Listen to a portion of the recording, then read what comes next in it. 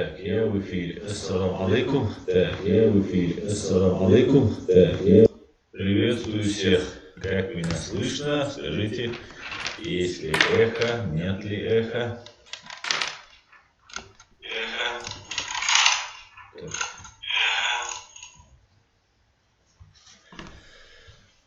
Так, ассаламу алейкум, алейкум салам.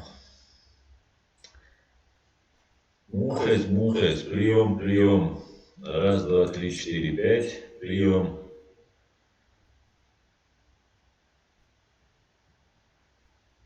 Дикхешу, дигушуй. Все отлично тогда. Так, Хамзат Гилаев, алейкум ассалам, отдельно Гилаеву. Массага Деля Салама Шалду, Саламду. Николай, вас приветствую, здравствуйте. Так.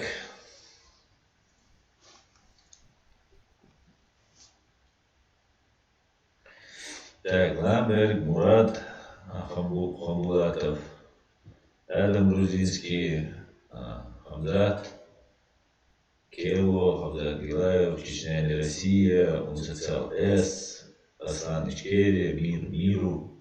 Всех приветствую, всем алейкум салам.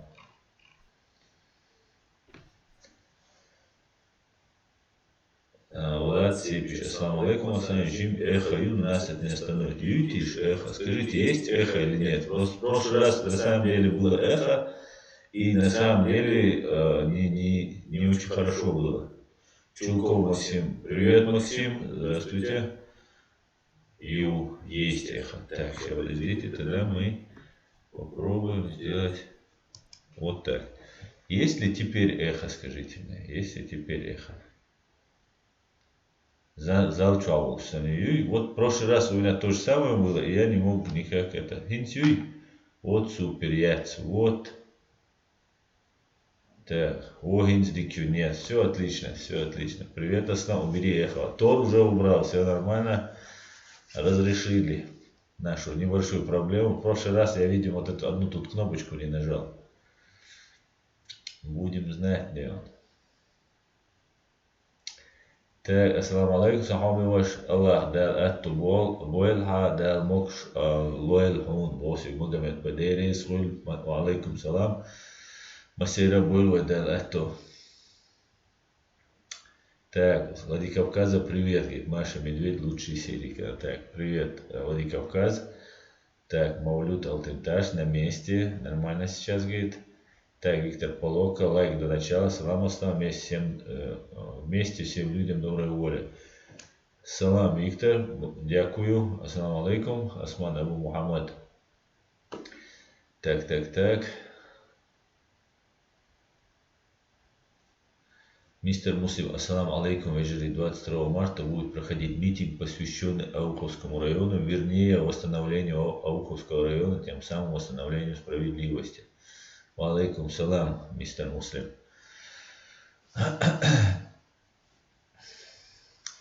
Так, пока ничего не известно, поэтому давайте будем наблюдать за всем. Так, у меня зависло. Нет, не зависло, пошло опять. Так, как ты относишься к Хаттабу, говорит Заурбек Аударханов? Я как защитнику своей страны нахожусь. Да, Лазот Обалдуэльцин. Все, кто не совершают террористические акты и защищают свободу и независимость угнетенных народов, не могут не быть героями и нашими героями. Так.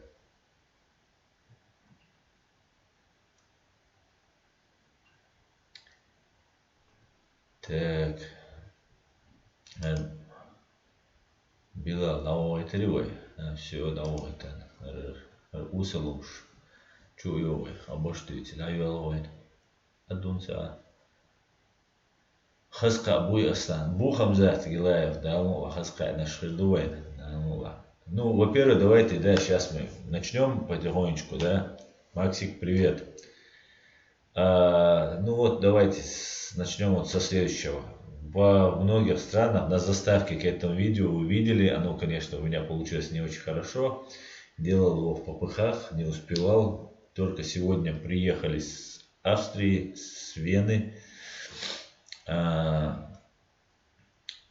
много чего не успел делать. Успел выспаться немножко за эти 3 дня. Были очень напряженные дни. Короче говоря, можно констатировать, я уже, конечно, уже давно это уже начал понимать, наше гражданское общество, которое уснуло, оно уже проснулось, уже вот 100% уже проснулось. Я думаю, чем дальше, тем лучше у нас будут дела.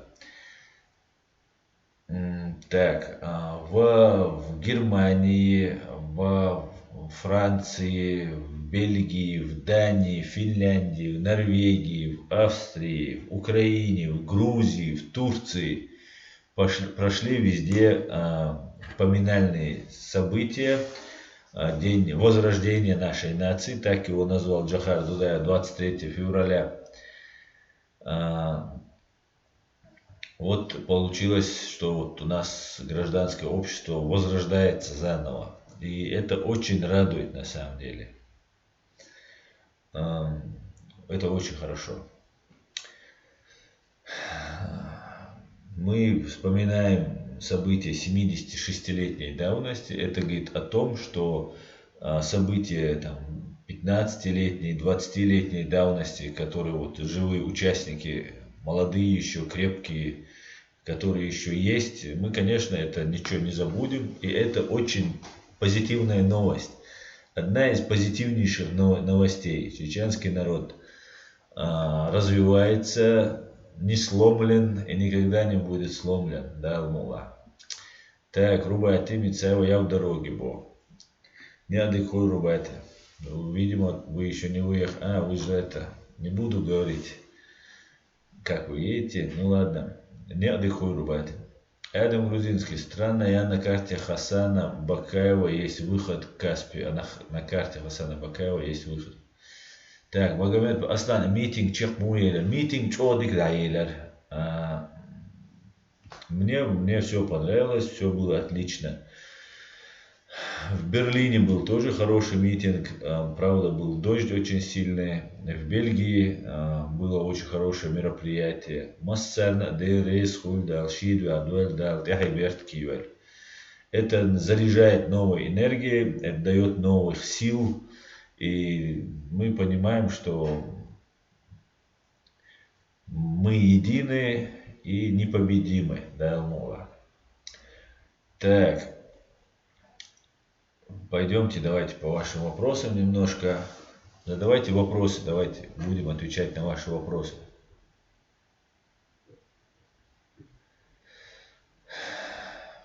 Так, Руслан Серебряный. Аслан, ассаламу алейкум. Алейкум салам, Руслан. Так, да, Мулагер, как найти?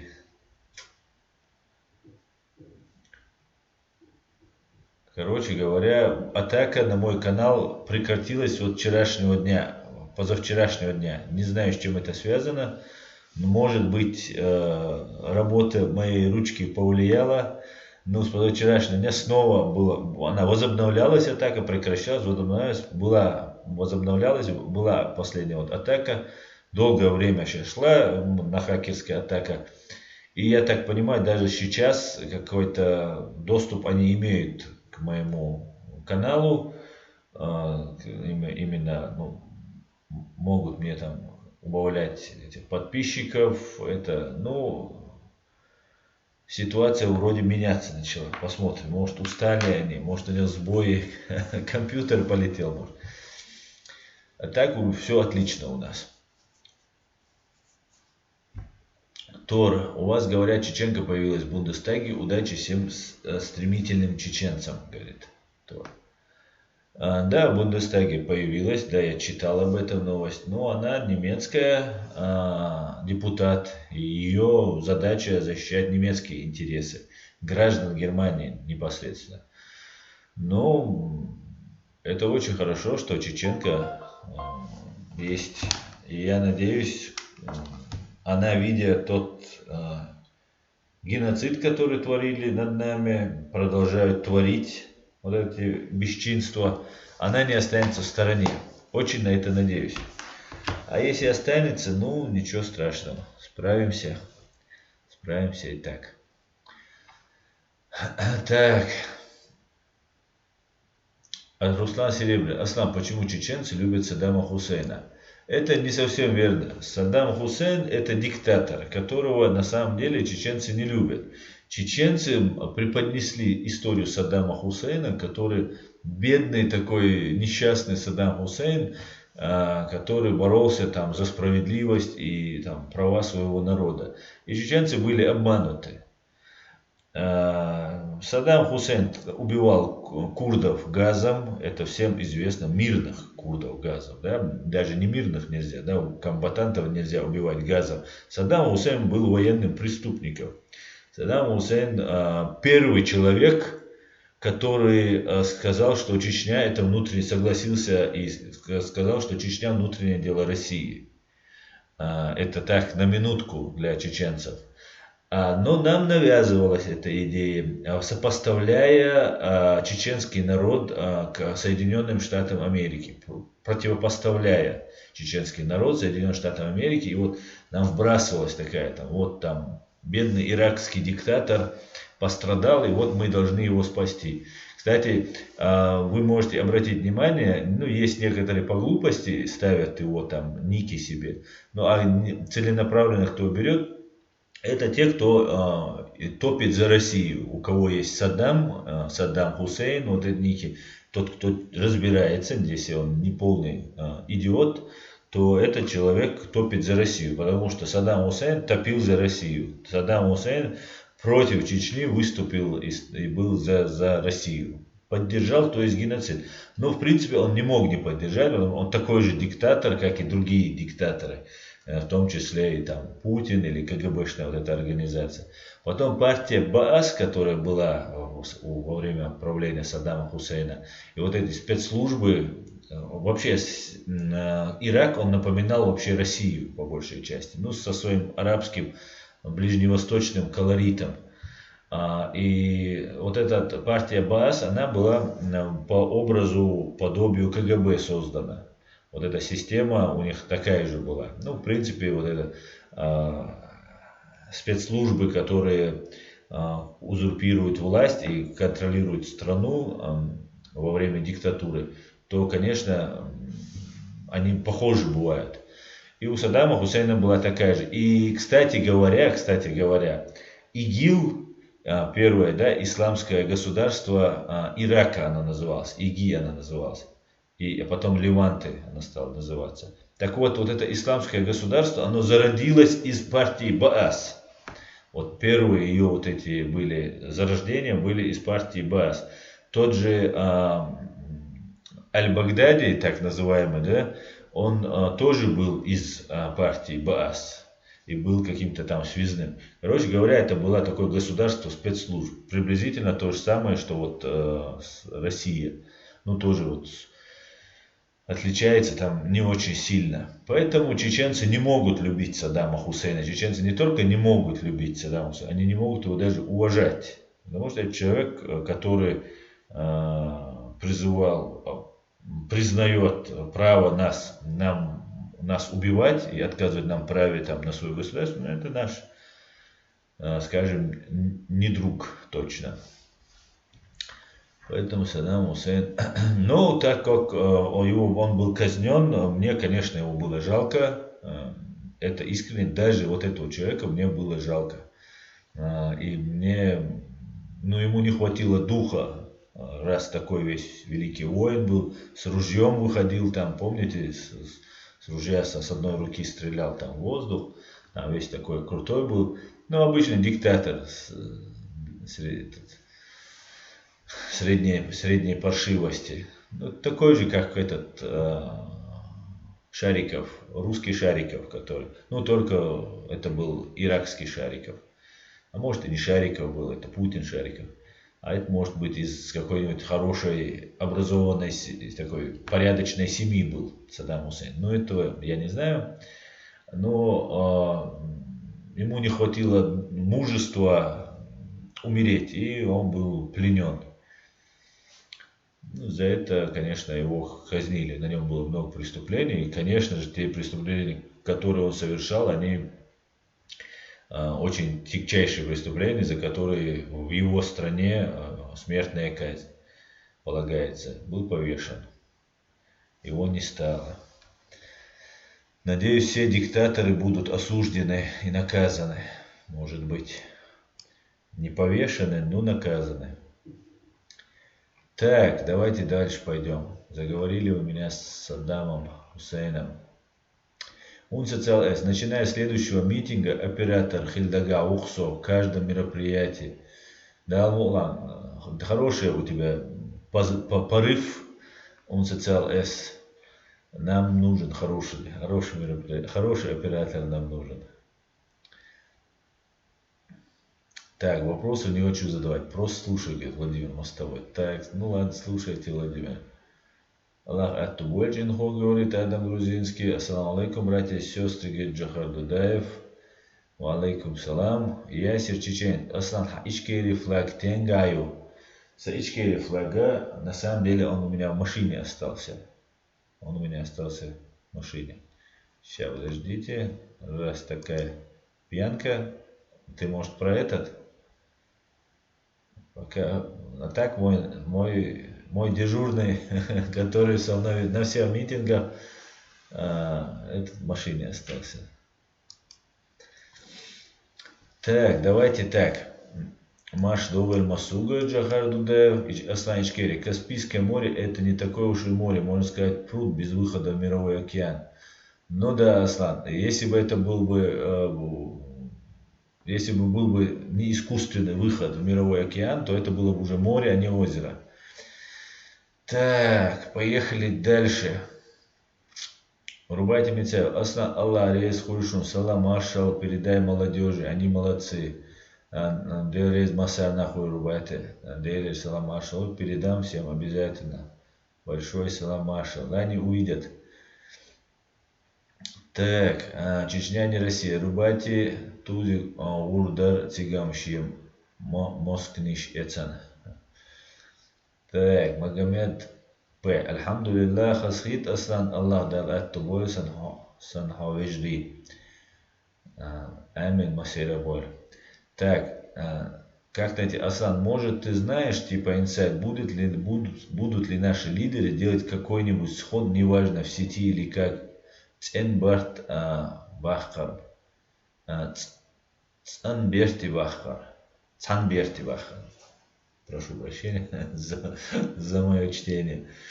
Да, конечно, есть, и об этом уже всем известно, я об этом буду и дальше говорить. 7 марта, время пока я не знаю, место я пока не знаю, но я знаю город, это Берлин, в Берлине будет большое мероприятие, по крайней мере, если ничего не изменится, оно сейчас таким планируется.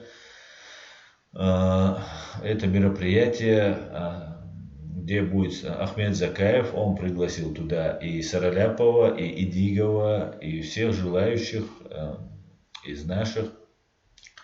И он ответит на все вопросы, будет Ахмед Закаев, как известно, 8 марта или 7 марта, не знаю точно, был убит наш первый президент, погиб наш первый президент. Не первый президент, наш Аслан Масхадов, третий президент, Хулькоя Аслан Масхадов. И вот по этому поводу будет мероприятие. Туда все приглашены, я думаю, можно будет на многие вопросы получить ответы. Там будут много кто. И, конечно, приглашаем всех, да, и там можно будет получить эту информацию. Вот этот инсайд, если это инсайд, это уже не инсайд, давно об этом говорит. Ахмед Закаев сам об этом говорил. Тига Хайканду, приглашаем всех. Украинских блогеров приглашаю обязательно, кто сможет, приходите. Конечно, будем еще и журналистов приглашать, ну, сделаем как положено. Организационной работой занимаюсь не я, поэтому всех деталей я не знаю. Что буду знать и что мне будут говорить, я буду сообщать вам, своим зрителям. Так что вот такие вот дела. Так, Маулют Алтенташ. Аслан, как прокомментируешь новость о том, что суд Гааги обязал Россию выплатить большую сумму акционерам компании ЮКОС? Ну что сказать, я могу сказать, что Ходорковский фашист и имперец. Ходорковский мегавор. Это так, если на всякий случай, заходя вперед. Конечно же, никто меня не заподозрит в том, что я за то, чтобы у Путина не пропали 5 миллиардов долларов, которые в Гааге были присуждены вот акционерам ЮКОСа. Основная эта сумма это Невзлин и Ходорковский. Не знаю я как насчет Невзлина, но как говорятся, скажи мне, кто твой друг, я скажу, кто ты. Но я могу сказать за Ходорковского. Ходорковский это преступник, это пособник геноцида, это фашист, открытый фашист, который не скрывает, что он фашист. И мне как-то, что они у фашиста Путина в кармане лежат, или же у фашиста Ходорковского, я разницы особой не вижу. Да, ну, вообще-то я считаю, что вот эти все олигархи должны нам, чеченцам, нашей стране, имеется в виду, русскому народу они тоже, России точнее, не только русским. Да, русские меньше всего там должны получить. Там есть огромное количество якутов, бурятов, ямало-ненцев, ямальцев, ненцев, ну и так далее, и другие народы, которых они обирают. Вот и русских тоже обирают, ну, и вот им полагаются эти деньги. Ну и нам, конечно, чеченцам, как пострадавшим, нам тоже полагается. Причем они выкачивают там наши недра, так же, как и у других народов. Поэтому, ну, присудили. Ничего особого. Саддам Хусейн, так, Заурбек Авторханов, Саддам Хусейн предлагал свои войска, чтобы помочь России в борьбе против Чечни. Вот тебе здрасте. Это я не знал, Заурбек, да, и вот он молодец, Саддам. Ну вот теперь его еще больше тогда я буду любить, и остальные чеченцы тоже. Он, видимо, хотел убивать нас газом, да, видимо, не справлялся Путин и Ельцин, и, наверное, решил помочь. Так, Влад Сепиш, Аслан, когда я смогу вывесить наш флаг над своим домом и послушать наш гимн? Говорит. Влад, даст Бог, в ближайшее время даст Бог. Но, Влад, как говорится, да, помните, как-то спросили Хаджу Насреддина, долго ли ждать перемен? Он сказал, долго, если ждать. Поэтому нужно прикладывать усилия. И, конечно, все изменится, да, Алмула. И мы с удовольствием, Влад, послушаем наш гимн. И над вашим домом флаг повесим, и над нашим домом повесим. И будем ходить друг к другу в гости и слушать гимн. Да, Алмула. Так, Рубатя Мицаева. Адам, дети и жены погибших в Сирии, ведь нет вины этих женщин. Их насилуют и детей тоже. Да, в очень тяжелом положении находится сейчас, в настоящее время, вот, жены тех, кто погиб в Сирии, да, там чеченцы, дагестанцы, ингуши, ну, разные есть национальности, которые там остались. Ими они находятся в плохом, тяжелейшем условиях, ими торгуют, их как на рабовладельческом рынке, их продают, покупают и в тяжелейшем положении находятся. И вот, кстати говоря, хотелось бы, пользуясь вот моментом, обратиться вот к тем, кто призывал, да, поехать воевать, защищать в Сирии, там, сирийский народ. Призыв, конечно, благородный, помогать бедным и страждущим. Но вот сегодня теперь жены остались, да, и с детьми, маленькими детьми остались. И они сейчас находятся в нечеловеческих условиях. И вот эти вещи, такие вещи над ними творят курды, вот эти коммунисты, которые там находятся, по разным оценкам. Асадовцы этим занимаются, и курды этим занимаются. Поэтому это нужно как-то прилагать усилия. Те люди, которые посылали на священную войну вот эти молодежи, должны бы сейчас поехать или начать сбор средств, денег, выкупить этих женщин и детей, ну и как-то себя проявить. Тут на джихад идти, посылать там, умирать легко было, но теперь надо спасать людей, надо спасательную операцию теперь проводить. И почему-то не видно вот разных подчеркнутых мусульман, которые везде бьют себя в грудь.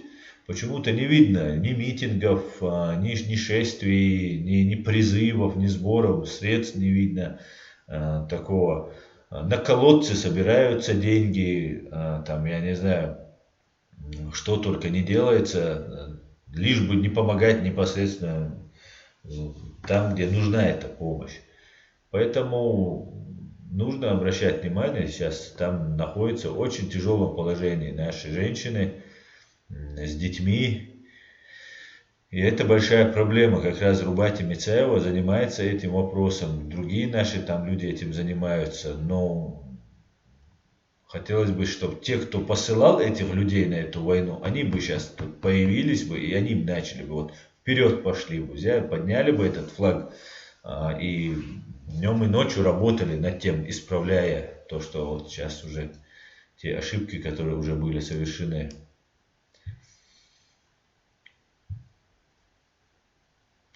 Так, Адам Грузинский, Аслан, ты слышал заявление представителя Нидерландов при Гааге, заявил, что у них есть свидетель, который видел, как российский БУК произвел выстрел по MH17, говорит Адам Грузинский.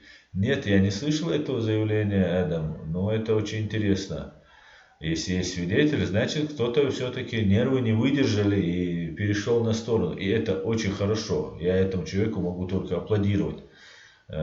Потому что он не только делает хорошее дело, не только сохраняет свою жизнь, там, свою свободу, будущее своей жизни, но еще и раскрывает такое тягчайшее преступление, где террорист Гиркин, террорист Шойгу и террорист Путин непосредственно замешаны в этом во всем.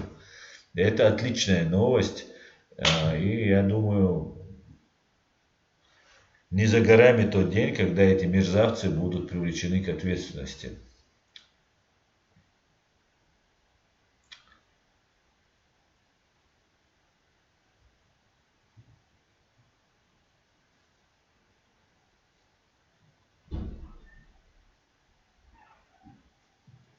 Он социал Рубайте дал Цабер сбоил, и мы-то помогли, если бы была возможность. Но думаю, им должен помогать тот, кто их туда отправил.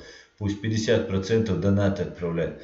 Да, я, кстати, обращаюсь вот к мусульманам, которые здесь живут, которые про куфар говорят, про что вот весь мир куфар, и что вот там, и так далее, и так далее. Вот я призываю всех, которые там находится здесь в Европе, и я призываю всех помочь вот этим женщинам и детям. Давайте, да, все национальные, и дагестанцев я призываю, и чеченцев, здесь тоже есть люди, которые там, не только чеченцы там в Сирию уезжали, есть разные мусульмане, которые там подчеркнутые мусульмане, везде по делу и без подчеркивают, что они ярые такие мусульмане, а остальные вообще не мусульмане, на их взгляд. Да, или там не так молится, не так посмотрел, не то сказал. Вот, давайте собирайтесь, давайте помогайте этим людям, давайте покажите, сбрейте бороды, пока вы не поможете, пока хоть одну женщину, ребенка не вытащите оттуда. Этих женщин по 3-4 раза в месяц, за 3-4 месяца несколько раз перепродают разным людям, и по факту это идет... Насилие идет над этими женщинами. Они с детьми, они находятся тяжелее, они в рабском условиях. Это хуже, чем даже то, что жили сирийцы, когда у них шла война, когда их бомбили. Это вообще, это в рабствах люди находятся.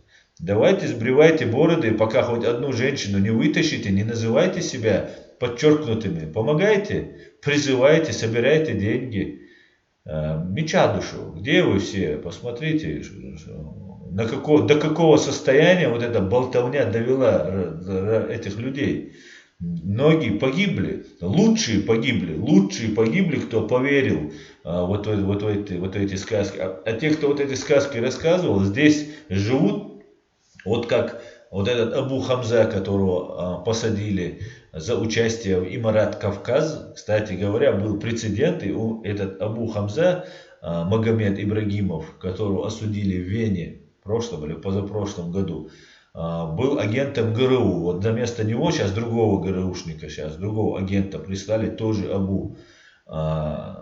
Вот эти люди отправляли в Сирию людей. Эти люди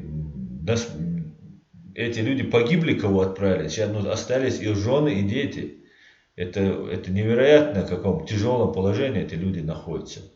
Вот как собирают деньги на колодце, да, там, давайте соберем денег на колодец, давайте соберем туда денег.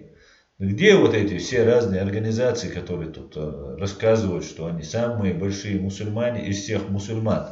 И вообще из всех святых они самые святые. Вот в таком положении находятся. Вот из-за этой риторики, вот этой ненужной риторики, пустой, глупой риторики, люди находятся, женщины и дети, ладно, мужчины. Там девушки уезжают 15-14 лет, уезжают, там, их замуж выдают 14-15 лет. Там. Есть случаи, вот, рассказывали позавчера, за 3 или 4 месяца по 7 раз мужчина погибает, и она дальше уходит замуж. То есть 7 раз она вообще посторонними мужчинами, уходит замуж за посторонних мужчин. И какая гибель, какой процент гибели этих мужчин, если там за 3-4 месяца 7 уже их погибает, ее выдают за другого, опять погибает. Это какой-то конвейер просто по убийству, по какому-то по выдаванию замуж. Нельзя не выдавать замуж или еще что-то. Также их продают, покупают. Это ужас, что там. Нохчибу, Килом Нахабу, там есть чеченки, есть и другие национальности. Давайте покажите хоть раз, вот мы делаем полезное что-то. Да, а не так.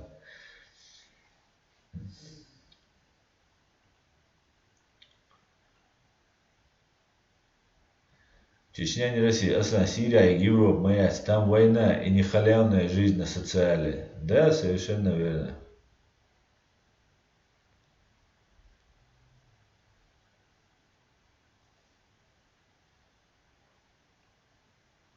Так. Ох, говорит, Аслан, рабство это средневековье. Конечно, это средневековье. Эд Мамедов, салам, Аслан, дипломат. Салам, Эд, салам.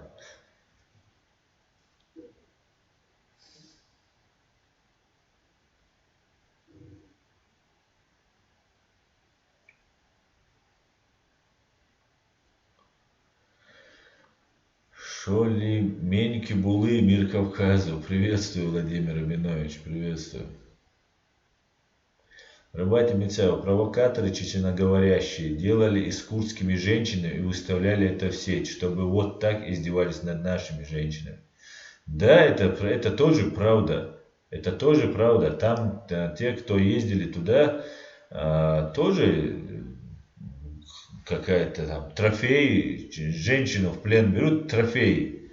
Это где у чеченцев было, чтобы вот брать женщину, ехать на чужую войну, брать женщину и говорить, это трофей. И это было, это тоже правда. И поэтому теперь вот то, что возвращается, кто-то сделает, конечно, это несправедливо, но вот такое происходит.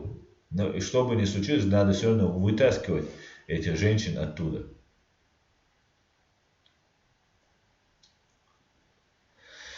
Так.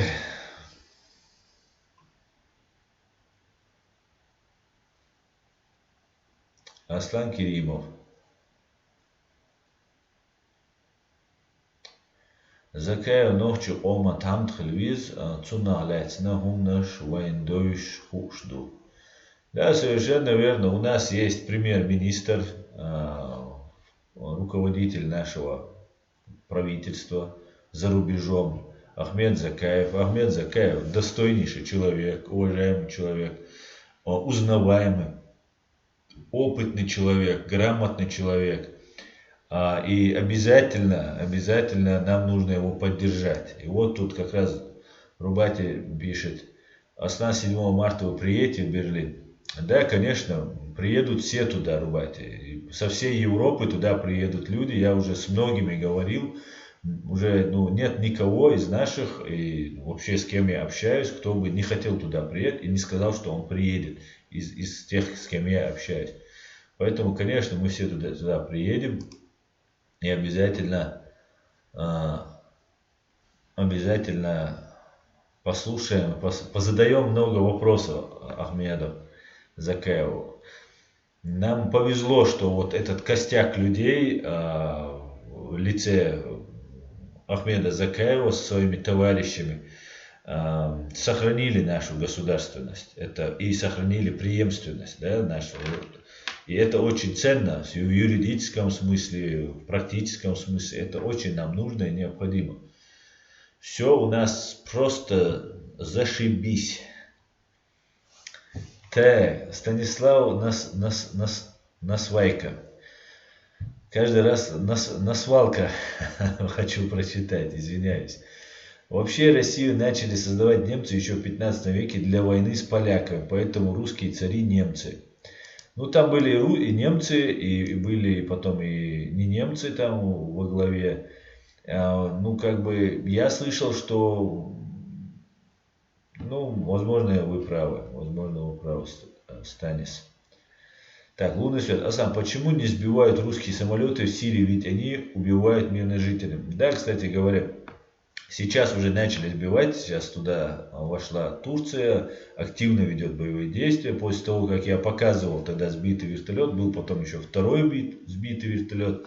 И это о многом уже говорит, когда уже системно начинают сбивать самолеты и вертолеты, многие просто отказываются летать. И потерять самолет не каждый хочет.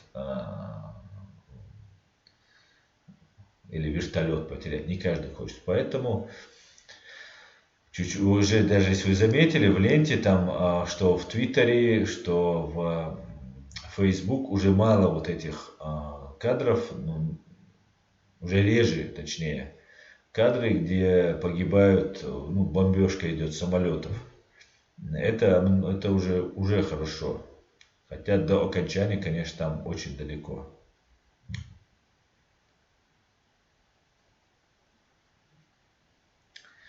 Заурбек Аударханов, Рубати Адитла, Рубати Самискайон, Саборзайон.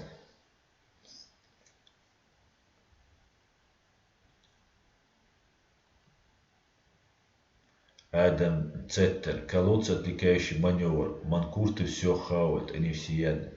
Да, я вот не могу понять людей, которые ведутся на это. Вот это очень странно бывает. И так объясняется, это же вырыть колодец, это же так хорошо. Но кто спорит? Кто спорит, что быть богатым и здоровым это хорошо, а бедным и больным плохо? Кто спорит? Помочь больному, напоить жаждущего, это, конечно, хорошо, кто спорит. И расчистить дорогу, кто спорит с этим? Это невозможно с этим спорить. Но это когда у тебя все налажено. А тут получается, у тебя пожар, ты поехал копать колодец. И таким умным видом просишь денег на колодец. Вот, давайте соберем и построим мечеть. Говорят, давайте соберем, и вот из тростника строится мечеть. Где-то там в Индонезии или на Филиппинах, я не знаю, где это. Вот я недавно видел, это неделю, может, назад видел видео. Давайте соберем. Из деревяшечек, палочек собирается какая-то там комнатушка, где это мечеть. Но зачем мы это должны собирать? Да, хорошо, если в эту мечеть ходят люди, молятся, это тебе очень большой плюс. И там 2 или 3 или 5 тысяч нужно собрать евро на одну мечеть. Вот это. И с таким хорошо подготовленным роликом это нам все преподносится.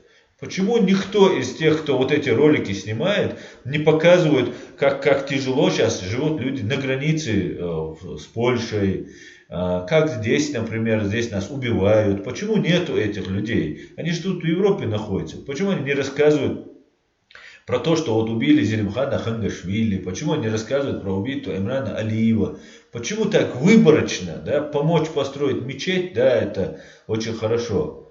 И это делается почему не под чеченским флагом, почему нет флага Ичкерии нашей страны, об этом не говорят. Что это за организации? Если они говорят на чеченском, это не значит, что это мои организации. Мои организации это если они за мое государство, за мой народ. А так даже флага сзади не висит нигде, ни у кого. Или если этот есть флаг, его пытаются как-то исказить, как-то сделать свой сделать. Если есть флаг у тебя ичкерийский, и ты там написал арабскую вязь, это уже другой флаг. Потому что это государство уже закрепленный, утвержденный флаг. Он такой должен быть. И ничего против арабской вязи я не имею. Пожалуйста, все стены надо, хочешь, расписывай на арабской вязи. Пиши суры из Корана. Очень красиво бывает арабская вязь. Очень многие не умеют, правда, прочитать, что там написано, да? Ну, если уже, да, хотя бы для красоты, да, можно же написать это. Да я только за, вперед. Но если это ты выступаешь чеченцем, то ты определиться должен. Если ты колодцы идешь, копаешь как гражданин России, то, ну, пожалуйста, только к нам тогда какого отношения. Тогда не проси это на чеченском языке, проси это на другом языке. У нас, у чеченцев, государственный язык чеченский. И все, кто говорит на чеченском, мы их так воспринимаем. В мире других государств нет, кто говорит на нашем языке. Это можно много разговаривать, но это на самом деле до глупости доходит. Нас отвлекают от разных вещей. Я считаю, что если бы, например, профинансировать какой-нибудь там митинг, или какой-нибудь марш, который организовывает Саид Амин Ибрагимов, это был бы не меньше. Почему эти организации, когда Саид Амин делал марш, не призывали собрать вот деньги? Вот есть там разные там ассоциации, которые ерундой занимаются. Каких-то там ГБшно-юкосовских адвокатов себе подтягивают, которые там прикидываются то евреями, то супер какими-то адвокатами, супер крутыми. Хотя квалификации там именно в этом деле я никакой не вижу, никаких результатов я не вижу, годами там идет какая-то работа, но можно много говорить об этом, нас отвлекают от основной темы.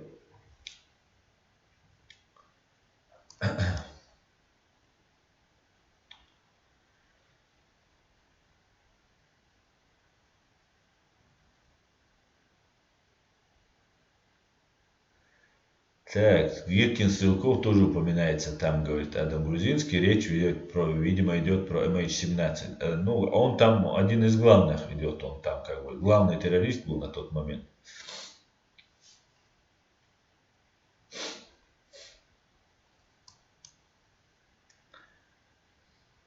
Да, он социалист. Аладдинчур, Абу Хамза, Абу Саддам, короче, их обезьянами называют. Представьте, как русских подкалывают, дают им эти клички, и их 100% из этого Аладдина их Абу так обозвали, чтобы им дать такую кличку. Чисто русский подход к делу. Ну, обезьяны же, ну, как они относятся? Как обезьяна, ну, иди обезьяна. Эй, Леуша, Аня, йоу.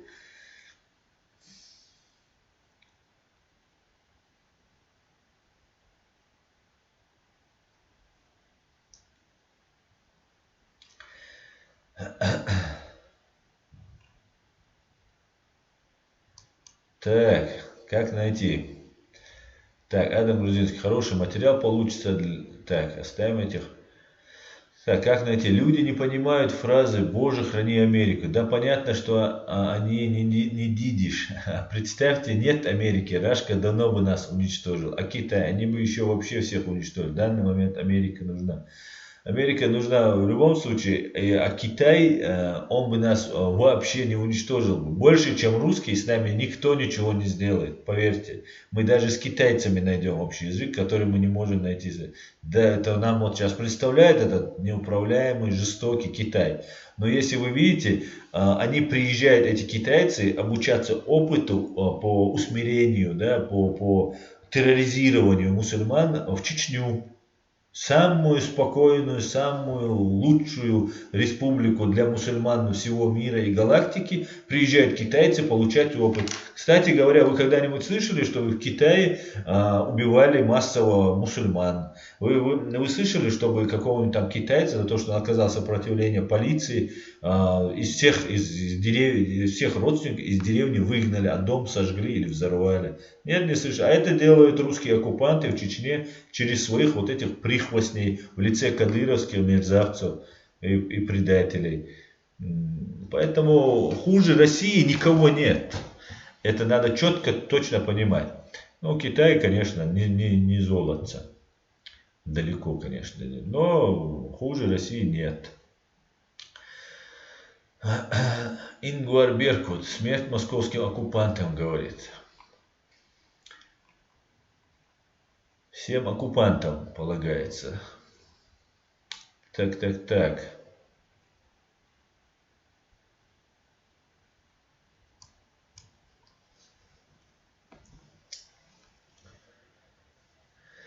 Так. Бывает, Аслан Ичкерий, Миск Берза бывает. Двое в данный момент, двое дон. Руслан Серебряный. Аслан, почему США не начали войну против России, как против Ирака, когда была аннексия? Это хороший вопрос, но тут есть атомное оружие, которое было задействовано как фактор, да, и у России есть атомное оружие. И, ну, там много, конечно, факторов, не только атомное оружие. Сейчас тоже у России есть атомное оружие. Конечно, против России никто сейчас войну не начинает, но она уже идет не такая горячая, а такая пока холодная она идет, которая в любой момент может перерасти в горячую. Ну, много причин. Одна из них, конечно, атомное оружие. Ну, сейчас ситуация меняется, сейчас появились дроны, я думаю, достаточно одного дрона. Так, Вильбес Ингульта. Кстати, Навальный уже теряет политические очки в связи с его репликой об Конституции Российской Федерации. Они скоро опять у разбитого корыта останутся. Щука, рак и лебедь. Да, конечно, Навальный, другие вот эти симулякры, которые создаются, Собчак там, да сколько мы их уже видели. Какие-то проекты создаются там на неделю там, или на месяц, на два. Например, тот же Руслан, как его, Джабраилов, или Умар Джабраилов, который баллотировался в президенты. Вы помните, как он баллотировался в президенты? Он баллотировался в президенты, когда конкретно шел геноцид. И это вот операция была такая, многоходовочка такая была. Там чеченец, ну где мы ущемляем чеченцев? Ну посмотрите, чеченец баллотируется в президенты. Правда, за него там 0,00 там тысячных там проголосовали. И эти тем самым показали, какое отношение к чеченцам. Да? Это тоже был такой изуитский такой шаг, показать, что чеченцев никто не поддерживает во время геноцида. И тогда был как раз анекдот, я помню, после выборов президента Российской Федерации стало ясно, сколько родственников и друзей у Умара Джабраилова, да, он там набрал 0,0, короче, процента. Но этот мерзавец, он играл на руку, да, Умар Джабраилов мерзавец, который играл на руку во время геноцида своего народа, я это утверждаю. И этот человек себя там считает каким-то, или есть он там миллионер, мультимиллионер, или кто он там у них, ГРУ он себя называет, там еще как-то он себя там называет. Но этот человек, он работает на Россию. И вот создаются такие симулякры, вроде этого Умара Джабраилова, там, Собчак, который тоже на выборы выдвигается, Навальный есть, да, разные блогеров запускают, там, вот этот Дудь, например, есть такой, да, Ну, их много. Вот если много у него подписчиков, и он говорит половинчатую правду, это легко выявить, что эти люди работают и создаются. Кстати говоря, я хочу всех поздравить, всех, кто убежал от телевизора и прибежал в YouTube, чтобы получить свободную, честную какую-нибудь информацию, то уже поздно. Спецслужбы России в лице там ГРУ и ФСБ уже об этом позаботились, и тут появились блогеры, которые уже давно заняли эту нишу и притесняют всех, кто пытается, да, вот это можно на примере моего канала смотреть. Меня постоянно, мне тут, ну вот только я вправо-влево в шаг какой-нибудь совершаю, все, мне бьют по рукам. Причем все в рамках правил Ютуба. Ну и не правил тоже, конечно, хакерские атаки тоже проводятся. И вот эти Навальный, это все. Путин не собирается больше уходить. Ельцина играет Навальный, делает на всякий случай, для подстраховки он имеет свою вот эту деятельность свою ведет. Ну, также у нас чеченский Навальный будет появляться. Вот, ну, работа ведется. Поэтому Навальный, они останутся, да, там свою нишу какую-то займут, да, потом их перестанут поддерживать, но они уже заработают как следует, у них все будет нормально. А Кадыров, Путин и вот эти люди, они останутся навсегда по их плану. Они остаются навсегда, потому что они должны передать вот эти миллиарды своим детям. Например, мы всегда гордились, что у нас не было никогда, когда это было. Имам Шамиль, по-моему, говорят, сказал, у вас, у чеченцев, нету пьедестала, чтобы поднять героев, и тюрьмы, чтобы там, или ямы, чтобы посадить преступников. Сказал он, что вы типа, ну, и мы всегда этим гордились, что мы типа все равны, что мы там такие все хорошие, там и так далее, и так далее. Да, хорошо, что у нас никогда не было детдомов, хотя это тоже как-то нужно регулировать, там, а не так. Но в этом плане наше общество саморегулируется. Это хорошо, что у нас это нет. Но тюрьмы они нужны обязательно. Пьедестал для того, чтобы поднять героя, он тоже нужен. Как бы это ни звучало, нужен. Ну, если человек заслуживает, а есть конченый подонок, он должен оказаться в тюрьме, он должен быть изолирован от общества, он должен быть осужден. Вот мы этим гордились, что у нас не было никогда там феодализма, например. Мы из там первобытно-общинного строя никогда не получили никакого феодализма и оказались в демократическом. А так и было по факту, да, так и есть по факту. Вот то, что сейчас нам искусственно навязаны вот эти кадыровские бандиты, они не являются никакой частью нашего общества. Это никакое не чеченское общество. Это русское общество, которое к нам сюда пришло.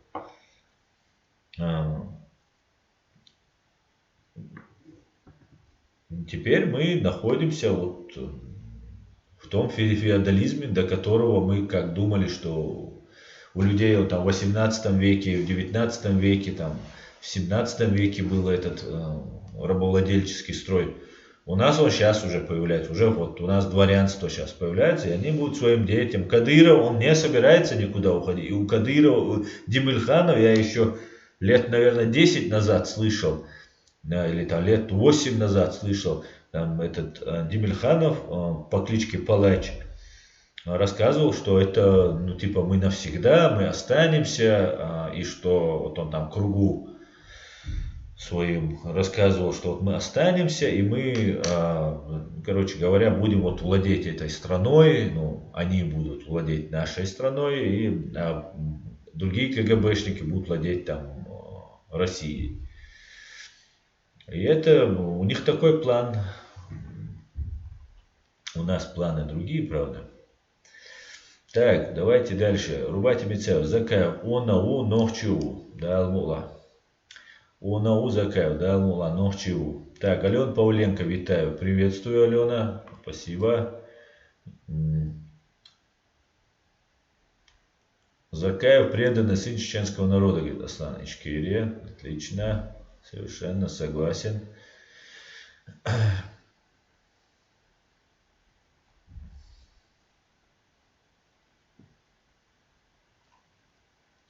Чечня не Россия. Азбайра канюхи вот там. Он ализи аслан. Да, бадыгдич.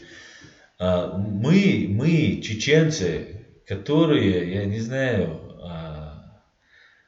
помните Айзу Гузуеву из Урус-Мартана?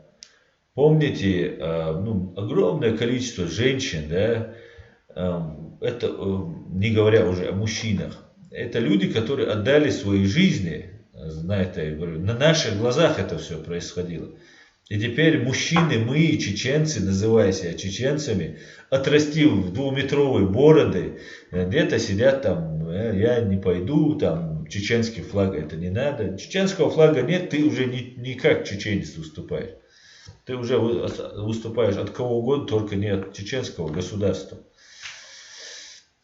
Майр бой хербу, там, хуешь боце жду хобома буеваем. Просто сейчас ждут хорошего момента. А хороший момент уже подворачивается. Алена Павленко, героям слава, говорит, выпуск инкульта. Может, я буду тут в меньшинстве, если скажу, что, может быть, лучше было бы помочь этим мискнах с тем, чтобы купить им сельскохозяйственную технику, чем рыть колодцы.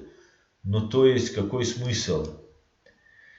Да я не понимаю, какой смысл вообще ехать в Африку, рыть колодец, когда там есть огромное количество людей, сами могут вырыть эти колодцы. Если пить захочешь, можно самому вырыть этот колодец, руками причем. Конечно, нужны какие-то условия там и так далее.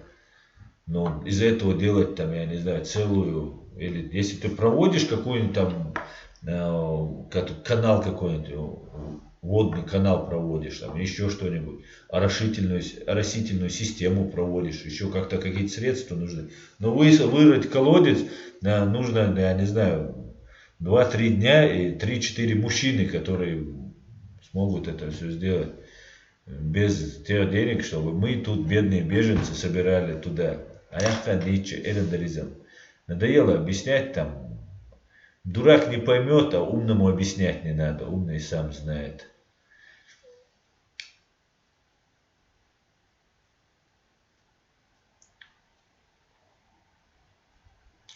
Адам Грузинский, это психология. Берут то, что верующий побоится оспорить и отвергнуть. Нами манипулируют. Но Аллах никогда не говорит, что мы должны быть невеждами, которые не понимают эту истину.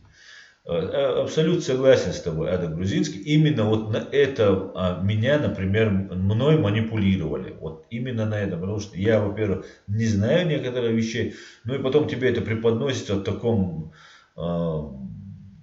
религиозном, вот, риторическом таком, с религиозной риторикой такой, что ты просто, ну ладно, ты же такой святой, да, ты же верующий человек. Ну ладно, раз это запрещено, ну значит не буду. Или там, если это разрешено. Но потом возникали моменты, где я задумывался. Например, говорят, нельзя проводить митинги. Но я не могу это никак объяснить. Как это нельзя проводить митинги? Когда нас убивают, идет геноцид, это значит, не выходи и не зови на помощь. Идешь ты ночью по улице, на тебя нападают хулиганы, а тебе нельзя звать на помощь. Там, по какой-то причине, да? Я не вижу ни одной причины, кроме как спасти свою жизнь или там своих близких людей. И мне говорят, нет, ты не это харам. Это вот такие моменты у меня возникало. Вот с колодцами у меня возникала мысль. А что это за бред такой вообще? Как это не выходить на митинг? Кто, как не мусульмане, митингуют? Да никто в мире так не митингует, как мусульмане. Каждую пятницу мусульмане собираются в мечети, и до того, как сделать там религиозные какие-то свои вещи, провести эту процедуру религиозную, они обсуждают там насущно, например, в населенных пунктах небольших, там, да, нам рассказывают там какую-то там социальную там, ситуацию, там, связанную с какой-нибудь там военной, политической обстановкой, абсолютно, в свободном. Я застал Ичкерию, я помню. Люди собирались, обсуждали. А если что-то не так, вот вы заметили, в многих арабских странах в пятницу проводятся митинги. Против того же Башара Асада проводились в пятницу. Люди выходят, вот эта вся толпа вот из мечети выходит, и она уже подготовлена, они обсудили этот вопрос, и они идут с другой толпой объединяются, с другой мечети, там группой людей объединяются. И вот уже большой митинг происходит. И у меня ни в голове не укладывается. И потом там, да, там есть какая-то фетва, какой-то закон, какой-то человек, неизвестно где, он никогда не думал ни обо мне, ни о моем народе, я об этом человеке знать не знаю. Он дает мне фетву не уходить на митинги, не делать там это, не говорить то, мне это рассказывают. А кто этот человек? Какой паспорт у этого человека в кармане, у меня вопрос. Какие спецслужбы его страны, насколько он свободен в том, что он говорит. У меня возникает вопрос. И вообще я-то на арабском не говорю, а что он вообще говорит в конце концов?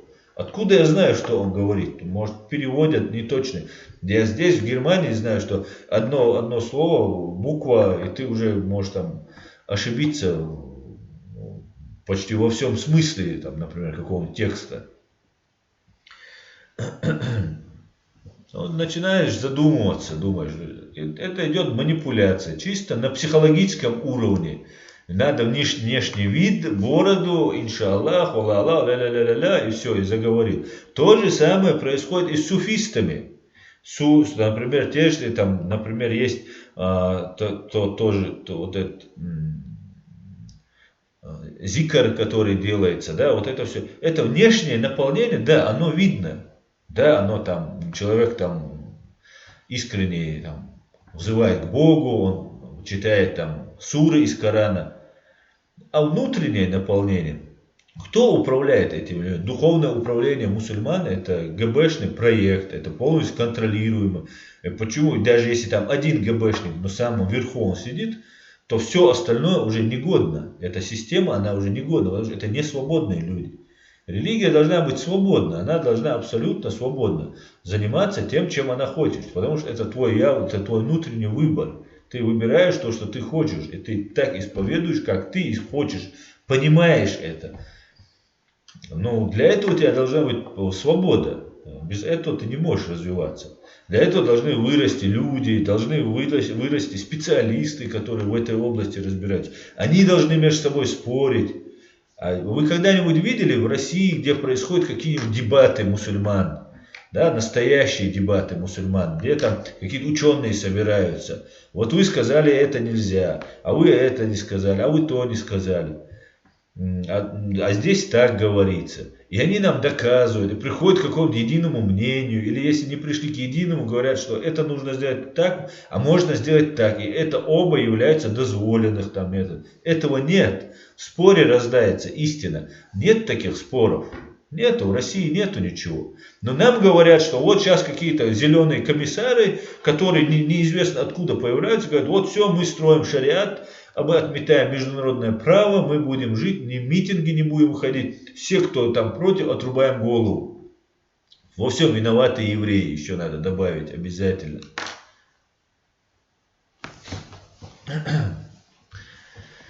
Вот как это нам преподносится.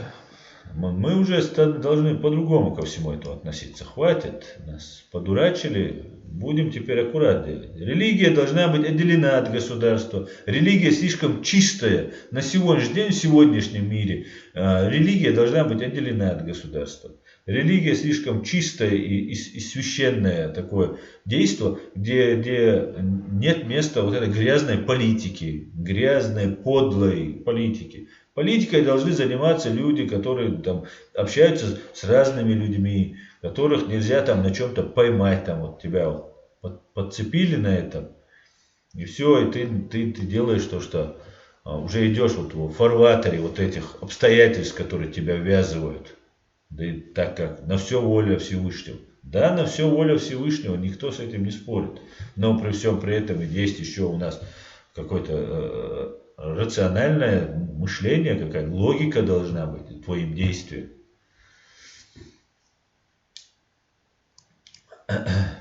Так. Ох, говорит, операция в Идлибе — вопрос времени, заявил Эрдоган на этой неделе, подчеркнув, что это последнее предупреждение властям Сирии. Да быстрее бы уже закончили бы там войну и примирили бы там всех, а виновных наказали. Выписан культ Абу Шушани. Ага. Абу Рубль. Хамзат Гила, Аслан, надо акцентировать внимание на взрывах домов Путиным, с чего и продолжился геноцид чеченцев, когда будет суд над Путлером. Хамзат Гилаев, именно над этим я лично всегда акцентирую на это внимание, именно на взрывы домов, потому что это меняет все. Это меняет, ну, не может Путин взрывать своих граждан даже во имя самых-самых благих пожеланий, благих намерений для русского народа. Можно устроить геноцид и объяснить над чеченцами и сказать, что вот если бы я не убил бы всех этих чеченцев, то конечно, тогда бы этим чеченцам, ну, какая-то угроза была бы для русских. Но убить русских нельзя.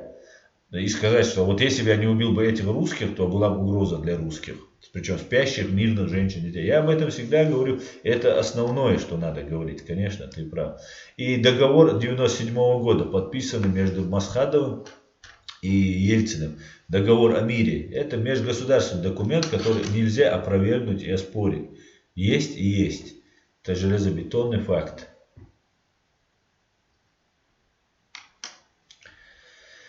Так. Так, Маждада. Китай не нападает, как Россия. Это блеф. Да?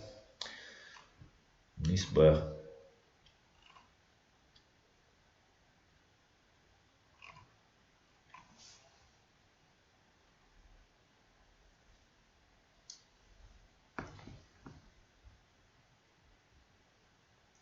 Анзор Линзер. Аслан, то, что ты говоришь, сказали бы искренние ученые ислама. Ну, закрыли и убивают, чтобы не смогли сказать правду. Оставляют только ученых, которые вводят мусульман в заблуждение. Да, я уверен, это не только в России происходит. Не только.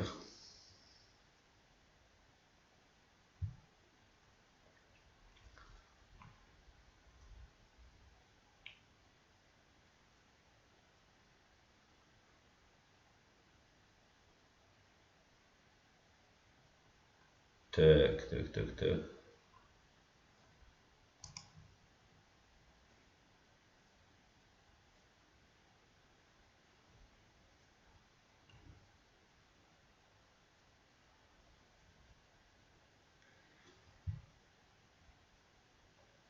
Так, так, так. Магомед Бадир, алейкум салам. Аслан, эздал гуллах каждому в войнах плюс динал, и мы непобедимы. Да, мола. Владимир Рабинович, свобода первична, вера вторична. Да, без веры ты не можешь, ты без свободы ты не можешь ничего делать. Ни верующим быть, ни вообще никем ты быть не можешь. Можешь только русским быть, если ты не свободен. Мальдада, для чеченцев в данный момент самая обязательная сунна это выйти на протест. Другого нет, говорит Мальдада. Да. Ясир Чечен, Модер, почему вы просто так баните за то, что тот сказал свое мнение, сказал нельзя здесь? Да, кстати говоря, смотрите, если кто-то говорит, что я говорю чушь, это не значит, что его надо забанить, да, это его мнение, да, ему не нравится мнение. Я-то вышел в общественное пространство и говорю вещи, которые люди могут не соглашаться. Поэтому вы не должны банить. Да, если он оскорбляет меня, если он, то, что я говорю чушь, это еще не оскорбление. Оскорбление, если он переходит на личности. А то, что я говорю, он с этим не согласен. Раз я говорю, значит я готов выслушать и критику. Поэтому модераторы, не блокируйте. И того, кого тот сказал чушь, Чавара Ахам. Если пока он не начнет, но его уже заблокировали, разблокировать. Я его разблокирую. Он говорит, что я говорю чушь, и меня выслали далеко от Ичкерии. Я, по-моему, его разблокировал. Да, я его разблокировал. Так не блокируйте. Давайте мы будем соблюдать правила. Не из-за того, что я понимаю, что вам за меня хочется заступиться, но не надо. Справимся. Мат, оскорбление или русская пропаганда, где сидит явно человек топит, что вот там Сталин вас правильно выслал, Путин великий. Вот этих сразу без разговоров. Или кто там на Украину или Грузию гонит. Тоже к чертовой бабушке. Так. Мобил, не надо всех банить, я его разблокировал. Сейчас послушаем, что он скажет, может. Юрипес инкульта. Только юрист поймет слова, религия должна быть отдельной от государства. Все верно, Аслан. Так.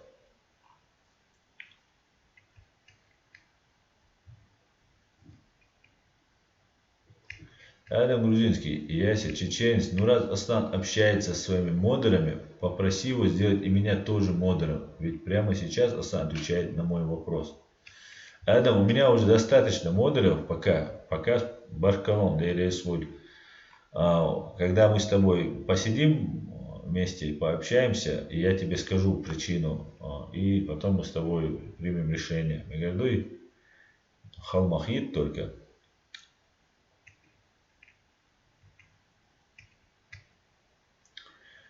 Несущий мир. Аслан, Белла, Бах в соцсетях косточки промывает. Ты в курсе чего-либо о ней?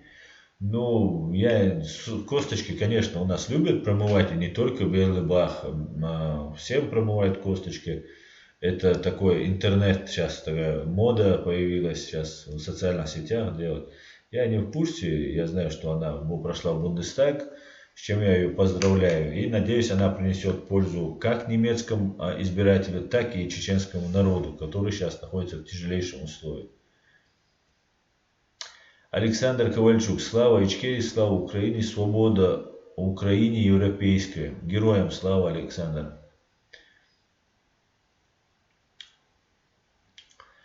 Так, пойдемте дальше.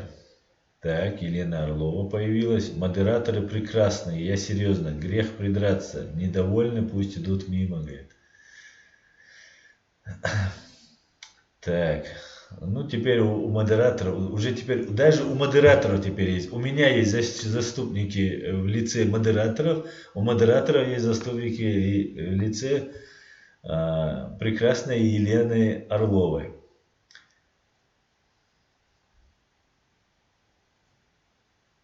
Так, я смотрю, все народы так любят русский, что слово русский скоро уже станет ругательским.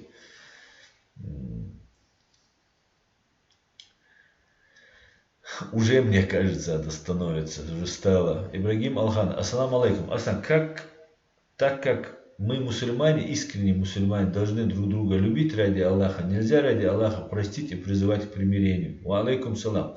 Ибрагим, конечно, можно, не только можно, но и нужно призывать и ради Аллаха прощать друг друга и призывать к примирению. Что в этом? Это очень хорошо. Это я только этим и занимаюсь, если честно. И все должны этим заниматься. Нам это необходимо.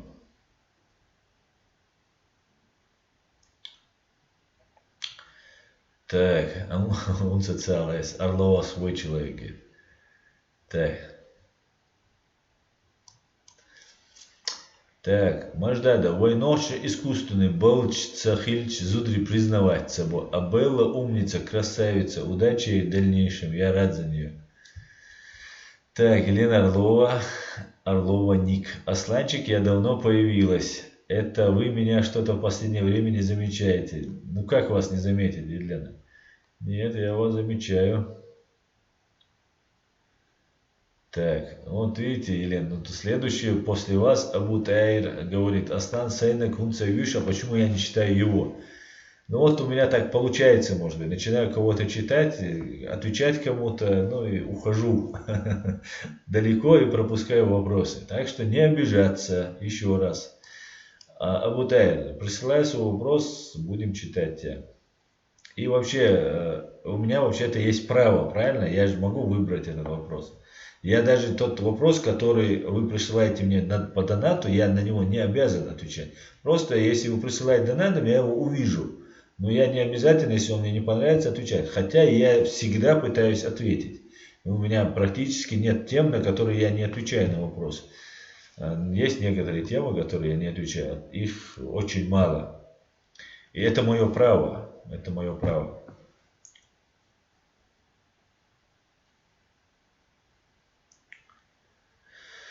Так, Чеченский след. Мама Путлера умерла в июле 98-го. Его папа умер в августе 99-го. Сирота, значит, да? Сирота бедная. Так, Сед Седа. Ассаламу алейкум. Алейкум салам, Сед Седа. Так. Грузинский, ты успокойся, скоро лопнешь, говорит Джордано Бруно. Ну вот видите, Джордано Бруно уже потихонечку начинает подходить к тому, чтобы его забанили. Вот уже переходит на личности, лопнет, не лопнет. Скоро получит бан.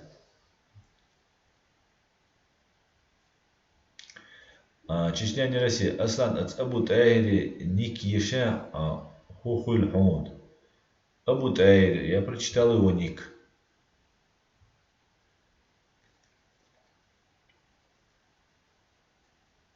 Так, пойдем дальше.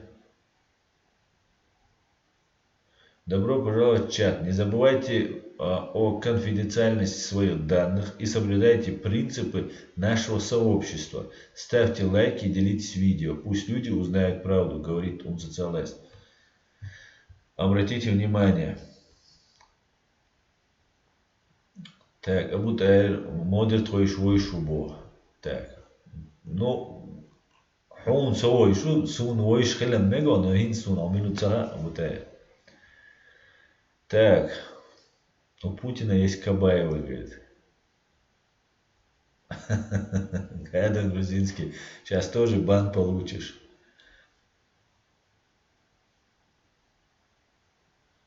Так, война 95. Ассаламу алейкум, ассалам. В последнее время в Европе появились чеченцы, которые открыто выражают симпатию России и Кадырову. Ведется ли против них какая-то работа?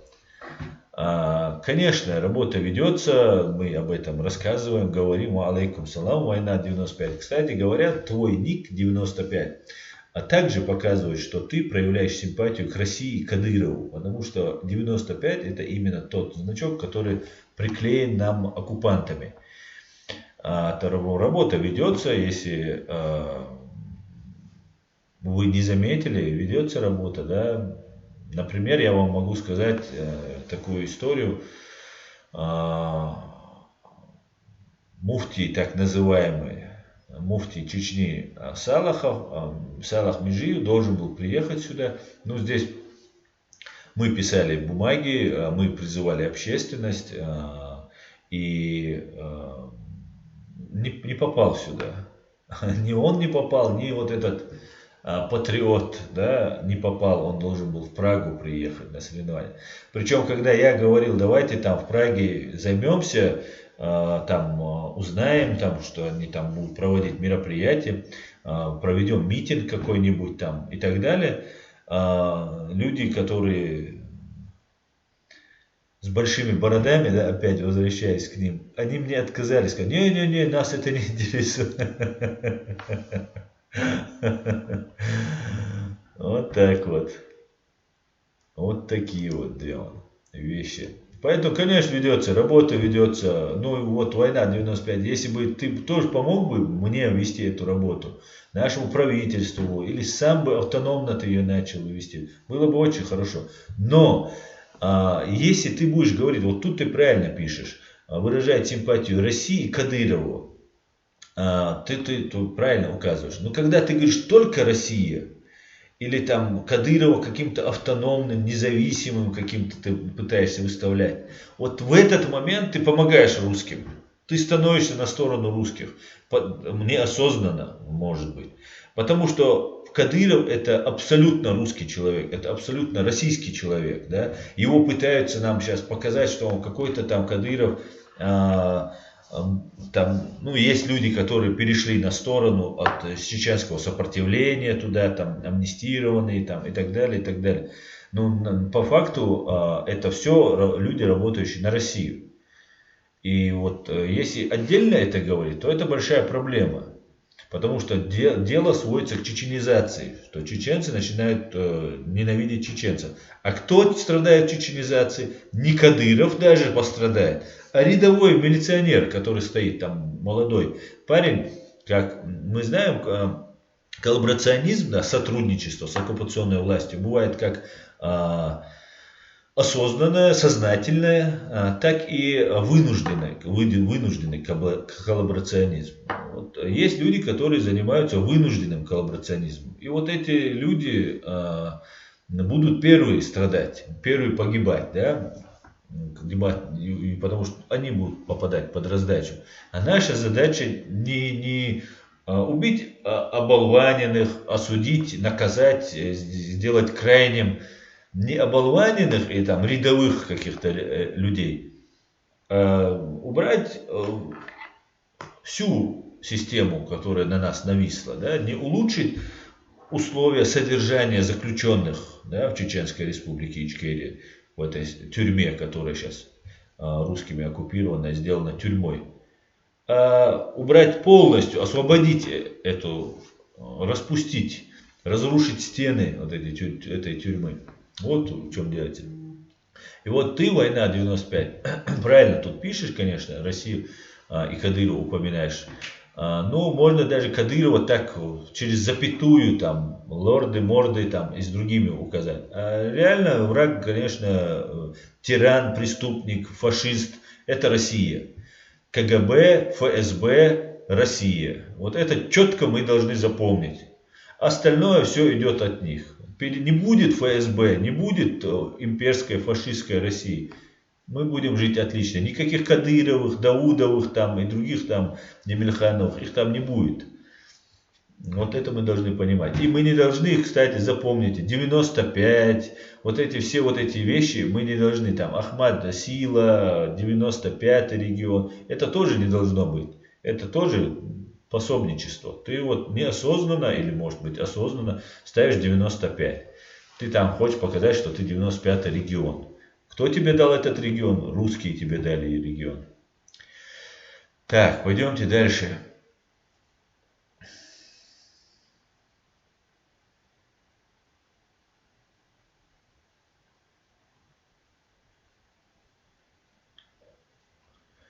Так, где он здесь? Модер, Волла, Ватса, Ца, Пыч, Ли, Доцег, Дюч, Ли, Доцег, Дюч, Бруно, Хамид.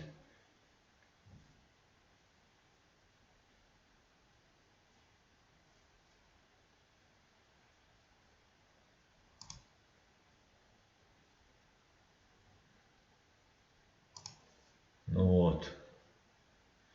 Бруно ушел за оскорбление.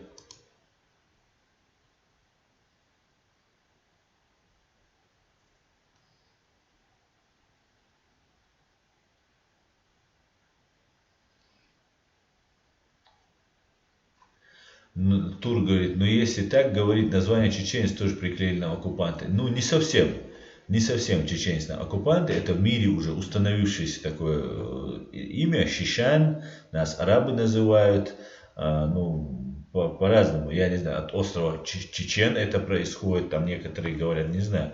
Но это на русский лад нас так называют. Да, есть такое. Неизвестно это на русский лад или русский, как обычно, у кого-то повзаимствовали. Не знаю. Но это не совсем одно и то же. Сегодня 95-й регион – это точное обозначение оккупации, признание этой оккупации. Вот так получается.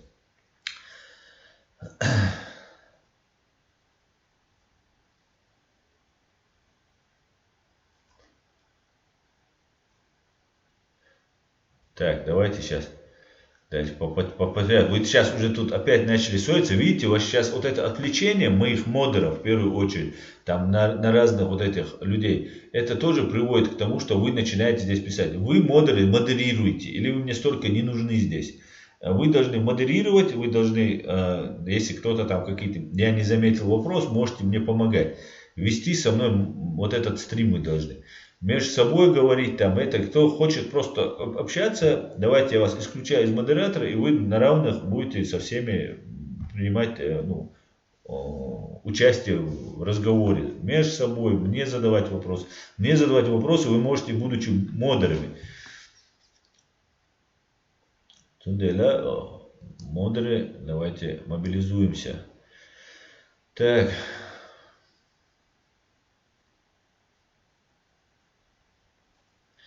Так, Чечня не Россия. Выжрить самелочный хумт я дег меш баца үш вой нохчи ду шин хиттак шимнене элар хума да сил малу вой шиму дала распшан душунувай. Да, совершенно верно, не сбуа. Так, пойдем дальше. Влад Сепич, Аслан, ответь, пожалуйста, на один вопрос. После смены режима вы вновь будете разрывать власть? Почему вновь власть, Сепиш? Мы, во-первых, ее не разрывали, власть, во-первых. Во-вторых, мы не будем ее ничего разрывать. Нет, мы не, короче, и во-первых, во-вторых, мы не будем ее разрывать, потому что мы ее не разрывали, потому что это не вновь. Да, если даже мы будем ее разрывать, это будет не вновь. Была агентура, нам мешали, против нас работала самая сильная, самая подлая и грязная спецслужба в мире.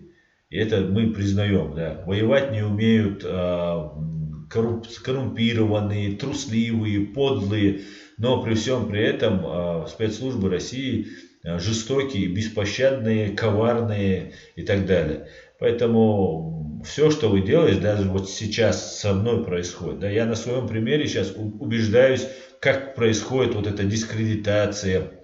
Меня уже всячески пытаются дискредитировать. Меня вот дискредитируют, обзывают там разные ярлыки мне придумывают. Но идет, это интенсивная работа идет. Я по этому поводу особо не парюсь, да, есть, конечно, моменты, что мне не нравится, но я особо не переживаю, потому что для меня важно дело, меня дискредитировать, ну будете придумывать про меня вещи, ну и что, поэтому власть мы разрывать не будем, я надеюсь, теперь особенно мы будем аккуратны, тем более, когда ФСБ будет осуждена, как на Нюрнбергском трибунале был нацизм осужден, да, фашистская Россия будет осуждена, я думаю, мы тогда заживем, и у нас никаких вообще проблем не будет.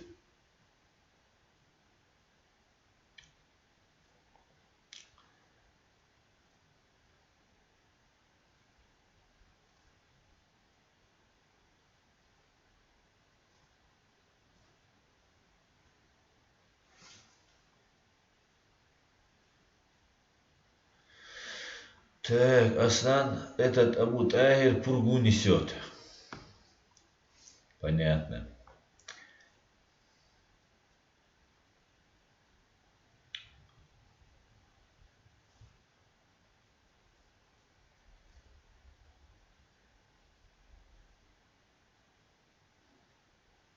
Так. Аслан Ичкерия, мудрый, вы что, спите? Так, короче, так, давайте я все это перемотаю. Короче говоря, давайте я перемотал. Извиняюсь, если кого-то пропускаю. Так, давайте Reality French English начну. Когда Цезаря спросили, что делать с недовольными, он ответил, люди верят во что они хотят верить. Имейте в виду, подкупайте их теми обещаниями, которые они хотят услышать. Нас манипулируют с религией, нами манипулируют с религией. Религией, да, совершенно верно. Так, Вильпус Инкульта призывает всех к миру.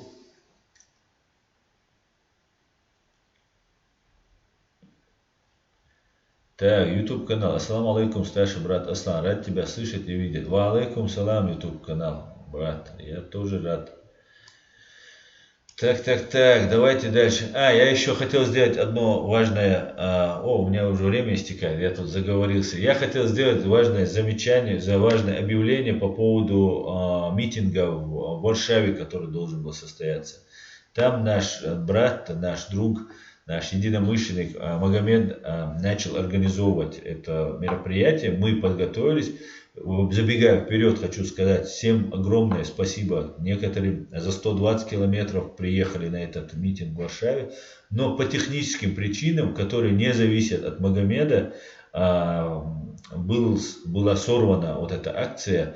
Она не была реализована, как полагается. И массарга цигви анчак, да, я сейчас по-чеченски скажу. Массарга цигви анчун, массана дерес хуйль, дальши два, аж уже идина, аж уже шайн имейл бехкан, шутик эра, дойла, шудахкан. Цудель, не отчаивайтесь, много раз у нас бывали, тут накладки бывали, ошибки бывали, сбои бывали. Всякое бывает, когда ты вот, делаешь, когда такие общественные какие-то там акции проводишь. Поэтому Магомеда вины в этом не было никакой. И накладка, техническая накладка произошла, да, по вине, которые, ну, можно простить. А все, кто туда пришел, все, кто поддержали в этот день, этот 23 февраля, массально дейрейс хушун, да, чиду адуэль, да, техайберт киюэль. Цундела и эл ди шворсо, и бог шворс, эл, что, нигатул шворсо. Так, давайте сейчас тогда уже время закончилось. Я тогда с вами прочитаю какой-нибудь ваш последний вопрос. İçkeriye, aslan içkeriye boğuk, берздою боğdu, и дуй о хайтан с 94 по сегодняшний день молцу. Аллаху Акбар, Аслан Ичкерия. Так, давайте тогда вот на этом закончим. Всем спокойной ночи. Спасибо, что смотрите, спасибо, что поддерживаете. Распространяйте видео. Доносите правду, и да восторжествует справедливость, и да восторжествует правда. Всем спокойной ночи. Ассаламу алейкум. Всего доброго.